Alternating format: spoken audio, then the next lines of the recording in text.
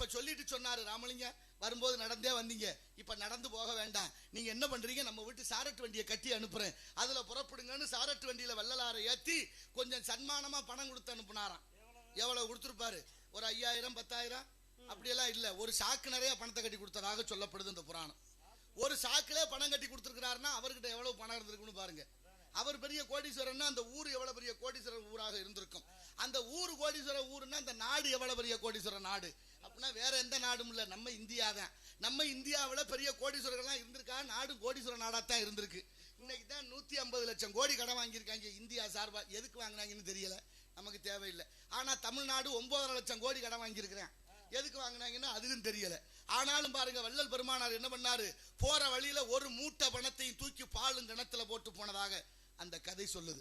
ஒரு மூட்டை பணத்தையும், குடும்ப வறுமை, சபாபதி பிள்ளை வேலை பார்த்தா தான் காசு, பிரசங்கத்துக்கு போனாத்தான். ஆனால் வள்ளலார் என்ன பண்றாரு, ஒரு மூட்டை பணத்தையும் கிணத்துல போட்டு போயிட்டாரு. யாருக்காவது மனசு வருமா?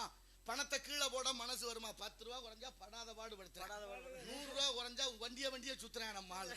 ஆனாலும் பாருங்க,